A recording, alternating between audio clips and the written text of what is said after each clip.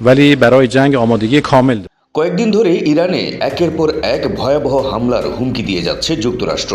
এবার যুক্তরাষ্ট্রের পক্ষ থেকে অব্যাহত সেই সব হুমকির পাল্টা জবাব দিল ইরান। সোমবার আল জাজিরাকে দেওয়া সাক্ষাৎকারে দেশটির পররাষ্ট্রমন্ত্রী আব্বাস আরাকচি দ্ব্যর্থহীন কণ্ঠে জানান, তার দেশ যে কোনো পরিস্থিতিতে যুদ্ধের জন্য পূর্ণ প্রস্তুতি গ্রহণ করেছে। ওয়াশিংটন যদি আবারও ইরানকে পরীক্ষা করতে চায় তবে তেহরান তার দাঁত ভাঙা জবাব দিতে প্রস্তুত। আরাকচির দাবি অনুযায়ী বর্তমানে ইরানের সামরিক প্রস্তুতি আগের চেয়ে অনেক বেশি বিশাল ও বিস্তৃত। ট্রাম্পকে উদ্দেশ্য করে আরাকচি বলেন, ওয়াশিংটন অতীতেও সামরিক পথ বেছে নিয়ে ব্যর্থ হয়েছে এবং আবারও সেই ভুল করলে ইরান তা মোকাবেলায় সক্ষম। তবে একই সঙ্গে আমেরিকার সাথে আলোচনার জন্য কূটনৈতিক পথগুলো খোলা রাখা আছে বলেও জানান ইরানের পররাষ্ট্রমন্ত্রী।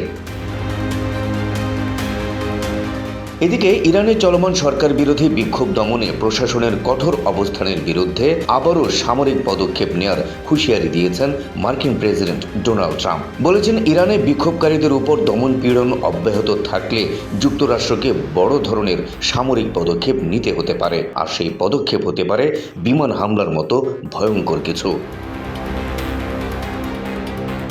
হোয়াইট হাউসের পক্ষ থেকে জানানো হয়েছে, তেহরানকে চাপে রাখতে ট্রাম্প প্রশাসনের কাছে থাকা বিভিন্ন বিকল্পের মধ্যে বিমান হামলা অন্যতম শক্তিশালী পথ হিসেবে বিবেচিত হচ্ছে। সোমবার 12 জানুয়ারি হোয়াইট হাউসের প্রেস সেক্রেটারি ক্যারোলিন লেভিচ সাংবাদিকদের জানান, কূটনীতি সবসময়ই ওয়াশিংটনের প্রথম পছন্দ, তবে কমান্ডার ইন চিফ হিসেবে প্রেসিডেন্ট ট্রাম্প প্রয়োজনে সামরিক শক্তি ব্যবহারে বিন্দুমাত্র দ্বিধাবোধ করবেন না। এই সম্ভাব্য হামলার বিষয়টি বর্তমানে ট্রাম্পের কৌশলগত টেবিলের উপর অত্যন্ত গুরুত্বের সঙ্গে রাখা হয়েছে।